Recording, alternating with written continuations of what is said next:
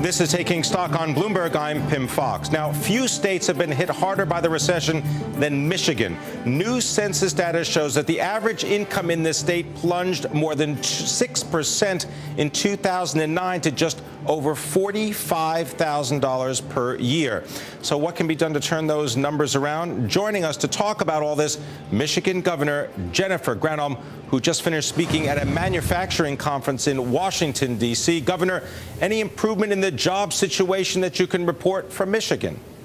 Actually, yeah, we're still by far not where we want to be, but you know, we were at the highest unemployment rate in the nation. We had an unemployment rate over 15%.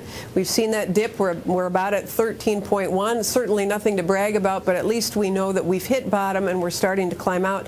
And I can tell you, Pimm, that one of the reasons why is obviously the auto industry is now profitable, and they are starting to hire people for the first time since the year 2000. Year over year, we're seeing people hired, and one of the brightest spots is in the renewable energy area, in the battery that will help to propel the electric vehicle. Now, Governor, I know that President Barack Obama visiting a battery factory to highlight government efforts to stimulate work in Michigan and in the United States. Would you add anything or change anything to the president's stimulus plan?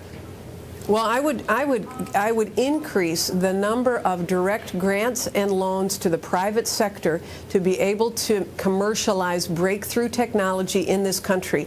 And I would have strings attached. That is, if you get a loan or a grant, then you've got to create jobs in this country. And let me just say one quick example of this is when the federal government did this last year through the Recovery Act and put $2 billion into the creation of an electric battery industry for the electric vehicle. Michigan got $1.3 billion of that money. We added state incentives, and as a result, in just 1 year, we have 17 battery companies that have located in Michigan, and the projections are that those 17 companies will create 63,000 jobs over the next decade.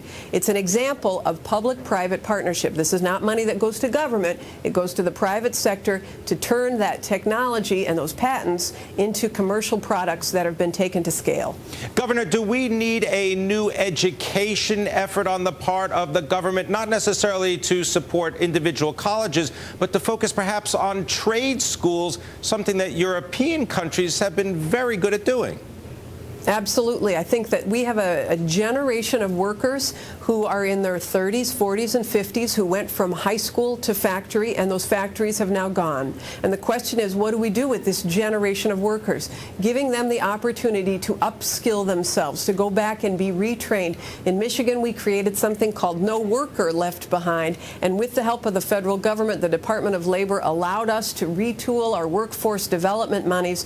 And so now any unemployed worker in Michigan can go to a community college and learn a trade. We've partnered with the community colleges on this, and through the federal government will help to pay $5,000 per year up to $10,000. But the kicker is the person has to be retrained in an area of need, an emerging sector. They can't go back to community college and get a degree in political science or French. Those are my degrees, so I can say that. But we will train them and pay for their training in advanced manufacturing techniques, in renewable energy, in medical devices, in healthcare. We will absolutely do that, and that's what needs to be replicated all over the country. In Michigan, we have 140,000 people who are now in retraining. That is quadruple the national effort, and that's because we have really plunked to make that happen. Governor, why has job creation become such a partisan issue? If there's any doubt about what will get jobs going in the United States, why not do both? We could certainly use more ideas rather than less. Absolutely. I mean, I completely agree, Pimm. Here's an example. Yesterday, the president signed this Small Business Loan and Credit Act, and that was supported universally by the business community to give these small businesses access to credit where they haven't been able to have it, and it's through the small community banks all over the country. And it was bottled up in the Senate for the longest time because not a single Republican would have voted for it. Finally, 2 Republicans came over, but this should have been just about job creation with it, the business community supporting it. It should have been a no-brainer. So I just think that the toxic partisan atmosphere in Washington is blasting away people's common sense. If we know things work and we've got support from the business community to be able to create jobs in America, why wouldn't we do that? Now, Governor, you're not running again for governor. Term limits. What's your next move? I don't know. I'm going to be on a beach with a margarita in January. That's about as much as I know. All right, we're going to have to leave it there. I want to thank you very much, Governor Jennifer Granholm of Michigan, giving us some insight into that state's effort to battle unemployment.